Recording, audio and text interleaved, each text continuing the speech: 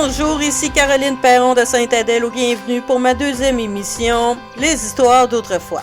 J'ai créé cette chaîne suite à l'achat d'une maison ancestrale habitée il y a des années par le grand écrivain qui était Claude-Henri Grignon. J'ai acheté cette maison à la mi-2023. Je connaissais pas vraiment cet homme, sauf le fait qu'il ait écrit Les histoires des pays d'en haut, alias Séraphin, un homme et son péché.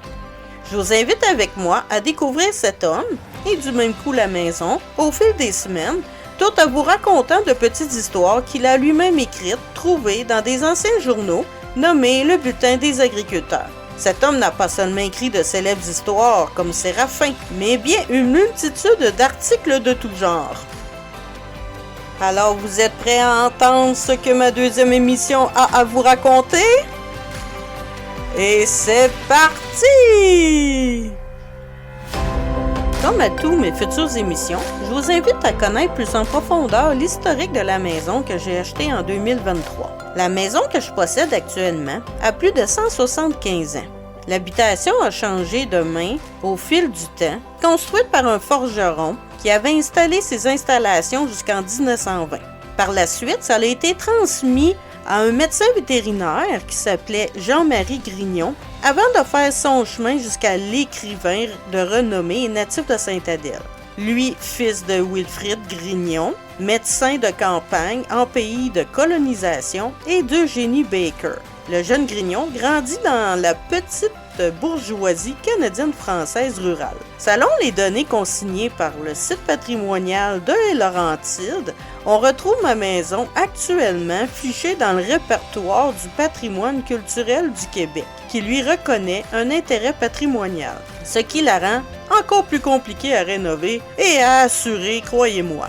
Une plaque commémorative a été installée sur la devanture de la maison qui indique que l'auteur a vécu de 1930 jusqu'à sa mort en 1976.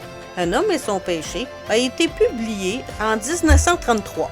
Alors pour poursuivre mon épisode, on commence la petite histoire prise dans les journaux des bulletins des agriculteurs, celui-là de mars 1962, toujours dans la section Le Père Bougonneux et ses contes de la montagne. Écrit par Claude-Henri Grignon, membre de la Société royale du Canada.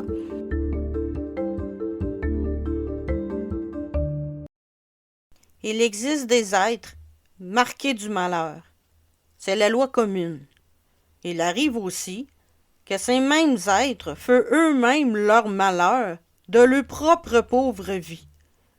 Ce fut le cas de Joseph Matrium Madrier, le plus vieux enfant du père Côme.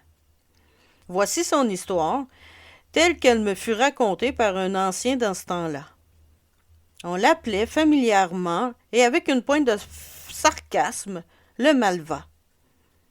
Il appartenait, comme tant d'autres, dans une famille de défricheurs. Ceux-là même qui devaient connaître les petits et les grandes misères d'une colonisation difficile qui atteignait parfois un héroïsme véritable. La guerre opiniâtre, dure, longue, contre un sol rebelle, souvent ingrat, restera l'une des gloires de notre pays. Le Malva n'aimait pas la terre. Cela arrive, mais c'est triste. « Je m'en vais gagner l'exil, dit-il, un matin à son père. « T'es en âge, mon garçon, répondit le vieux Côme. « Le monde est grand. Cours le monde si tu penses être plus heureux ailleurs. En seulement, la porte ici te sera toujours ouverte, comme mon cœur, mon fils. » Le défricheur était naturellement bon.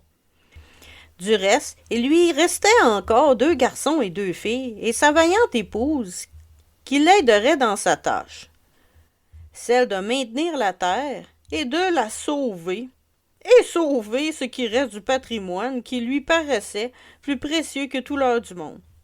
Le Malva semblait éprouver aucun sentiment de tristesse ou de regret en quittant la maison. Pas une fois il ne tourna la tête, et s'en alla tout droit à travers la forêt dense, ténébreuse et presque tragique à ce moment-là. Il gagnerait le monde en gagnant l'exil. « Je ferai bien ma vie, songea-t-il. Un homme, je parle d'un homme, peut gagner son pain n'importe où dans le monde. Fini la misère à trimer d'une étoile à l'autre, à n'arracher sur une petite terre jaune. En partant, je laisse tout mon passé en arrière de moi. Adieu. Et il fila son chemin, n'emportant qu'un chapelet que lui avait remis sa mère et 20 $ que lui avait donné le père dans le plus grand des secrets. Ça rendrait tes frères jaloux, fit-il, en lui serrant la main. Bonne chance, mon garçon. Après le départ de Malva, le père et sa mère causèrent longtemps, à la voix basse, de ce malheureux enfant qui préférait les pays lointains aux pays qui l'avaient vu naître. Tous ceux qui connurent Joseph Matrium Madrier en parlaient comme d'un être malfaisant, d'un fils ingrat, d'un paresseux, d'un batailleur et d'un ivrogne. Nous en sommes débarrassés, répéta le marchand général. C'est de valeur, disant la maîtresse de poste en baissant les yeux. Un si beau garçon. Partout, on prenait un malin plaisir à rappeler les mauvais coups de Malva.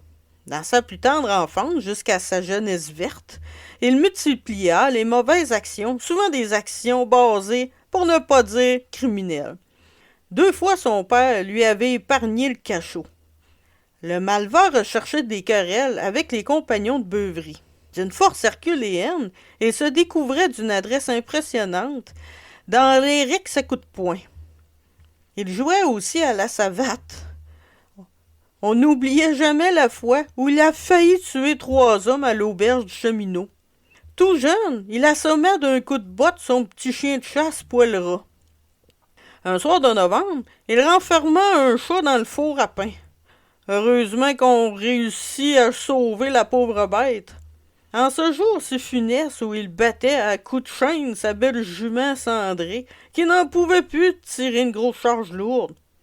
Tout le monde en avait bien peur de ce Malva. Après tout, on n'en finissait plus de relater certains faits de cette existence d'enfer. On en parlait à la dérobée ainsi que d'une abomination permanente, à la mémoire d'un homme qu'on ne gardait que de souvenance d'un être extraordinairement méchant et l'ivresse de son mal-faire. Le Malva parcourut en exil à peu près tous les États de la Nouvelle-Angleterre. Il travailla dans les fabriques de coton, puis au fond des mines d'or du Colorado. Il exerça tous les métiers et se fit même contrebandier d'alcool.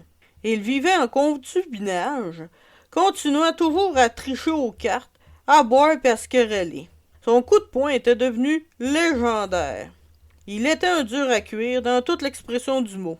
Jamais il n'éprouva le besoin d'écrire à ses parents. Après une existence extrêmement agitée, bouleversée, dangereuse, le Malva atteignit l'âge de la 50aine. Un soir qu'il se trouvait seul dans sa chambre d'une rue ténébreuse de Denver au Colorado, il sentit pour la première fois la morsure de la nostalgie. Jusque-là, il ignorait absolument le mal du pays et se sentit infiniment triste tout d'un coup, seul et malheureux. « J'aurais jamais dû laisser mon pays, fit-il en buvant un verre de rhum sucré et lourd. Et ma faute! De que c'est qui est devenu donc mon père, puis ma mère, mes frères, puis mes sœurs? » Il revoyait dans sa mémoire la vieille maison assise au bord du lac du Roi, le vieux saule qui l'ombrageait, et les cœurs saignants en bordure de la clôture blanche et verte. Il revoyait les rapides de la montagne qui coulaient devant sa porte, tous les souvenirs de son enfance, tous ses camarades de jeu, toute sa jeunesse. Longtemps, il but longtemps, il pleura. Ça ne lui jamais été arrivé. « Voyons, fit-il, en brisant son verre, je serais-tu rendu lâche? Réveillez-moi quelqu'un! Joseph Mathurin, fais un homme de toi, t'es pas un lièvre! » Il sortit afin d'oublier. Il rentra, sans trop savoir pourquoi, dans un théâtre, là où les filles levaient la jambe. Le Malva aimait bien ce genre de théâtre. Cette musique bruyante le soulageait. Cette nuit-là, il entra chez lui, au petit jour.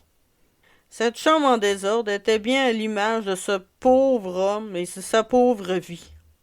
En mettant la main dans ses poches, il trouva le chapelet que lui avait donné sa pauvre mère, en lui recommandant de ne pas oublier la Sainte Vierge. « Ouais, le chapelet de ma mère. Si j'en disais une couple de dizaines. » Il s'agenouilla et pria. Depuis si longtemps qu'il avait perdu la foi. Le miracle devait se produire, il retrouva la foi de son enfance. « Y a pas à dire, il faut que je change de vie. Ah ben, moi changer de nom. Ça fait assez longtemps que je déshonore le père madrier, le bon vieux Côme. Lui, le défricheur qui a jamais reculé devant toutes les cicatrices. Si j'y écrivais, ça ferait bien plaisir à ma mère et tout. » L'exilé trouva une vieille feuille de papier, une vieille enveloppe. Il écrivit à son père pendant qu'une larme coulait doucement le long de sa joue, marquée d'une cicatrice. 2 mois passèrent, puis sa lettre lui revint avec la mention « Adresse inconnue ». « Mais ça se peut pas, songea-t-il. C'est vrai que je suis parti, ça fait plus que 30 ans. C'est vrai que j'ai jamais écrit à mes parents non plus. Ça se peut pas. Moi, allez voir. » Le lendemain matin, il quitta Denver et prenant le train pour la direction du Canada, son pays d'origine. Quelle ne fut pas sa surprise en arrivant dans sa paroisse d'apprendre que son père et sa mère étaient morts, que ses frères et sœurs étaient partis à leur tour pour la grande ville. La maison paternelle se trouvait là, encore présente. Il entra. Le malvat se retrouva désespéré. Il en perdit la raison. Le lendemain matin de ce mois de février, on aperçut son corps au pied du rapide, coincé entre 2 blocs de glace. Et c'est la fin. Toute une fin, je m'y attendais pas. Pour le 3e segment de mon émission, nous sommes rendus à la publicité du jour. Une publicité de 1962. Vous êtes prêts? On y va! Chevaux mieux soignés grâce à Absorbine. Dans le traitement des chevaux, aucun liniment n'égale Absorbine pour ses applications tous variées. Employé directement sur les tendons enflés et aux endroits endoloris, Absorbine soulage efficacement comme lotion après un exercice.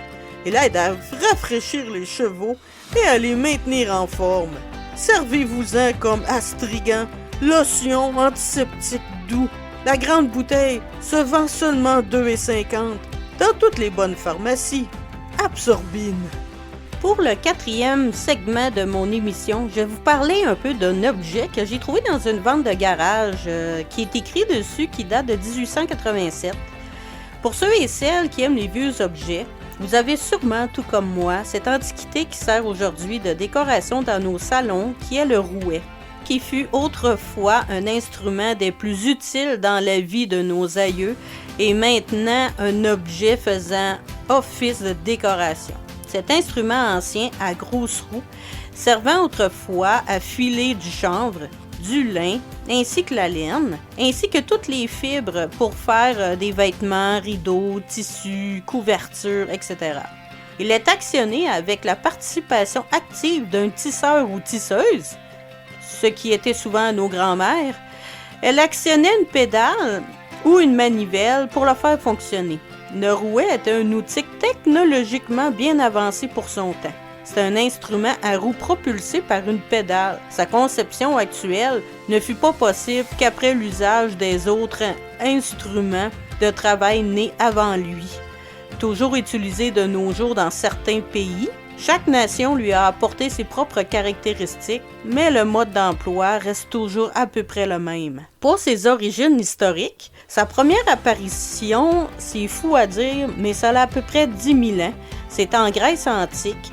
On le retrouve aussi en 1254 en Perse, Une représentation imagée ancestrale chinoise du rouet a été trouvée en 1275 dans une peinture. Il y a des écrits européens qui font mention de ce vieille instrumentation dans ces années-là. La présence du rouet est présente aussi dans les vitraux des cathédrales françaises, puis dans certains manuscrits latins. Dans un livre britannique qui date de 1335 à 1340. Le mécanisme connu sous appellation d'épinglier fait son apparition sous sa forme d'origine à peu près qu'on voit pas mal à tous les jours en Allemagne vers 1475.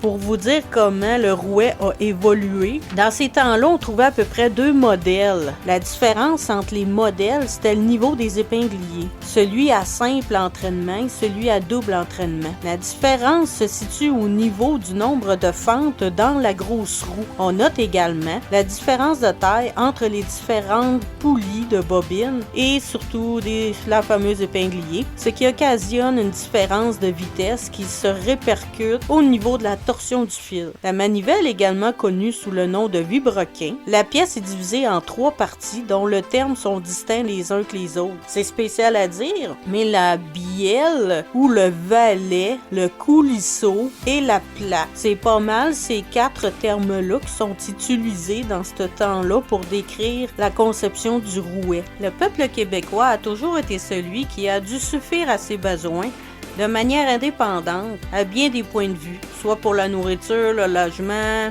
le bien-être, le vêtement. Et c'est pourquoi, dès le 13e siècle, que le rouet et d'autres appareils servant à la confection du travail de textile sont présents dans presque toutes les maisons. Bien que la majorité fût en bois, certains étaient en fonte et de conception industrielle. De plus, certains de ces fabrications assez banales, alors que d'autres sont de véritables chefs-d'œuvre. Je tiens en conclusion de remercier Mario qui a fait des recherches pour moi sur Internet. Il a pris plein de renseignements sur un site web écrit par Jessica R. Alors un gros merci à Mario. Pour tous ceux et celles qui veulent m'encourager à produire d'autres émissions et veulent m'aider à collaborer dans la restauration de ma vieille maison, j'ai ouvert dernièrement sur le site Tipeee une page web qui recueille les dons de divers montants. En échange de votre don, vous me laissez votre nom et je m'engage à graver votre nom sur l'une des pierres de notre fondation. Je vous enverrai une photo par courriel si vous me laissez celle-ci. L'adresse pour avoir cette chance est le https://fr.tipee.com/Caroline, Caroline, Perron, Perron. Vous écrivez cette adresse tout au haut de votre écran et vous devriez directement tomber sur ma page Tipeee. Alors, je vous laisse sur l'invitation de rejoindre mon réseau et de mettre la notification afin d'être au courant de ma prochaine émission. Comme on dirait dans le bon vieux temps, à la voyure et que Dieu vous bénisse.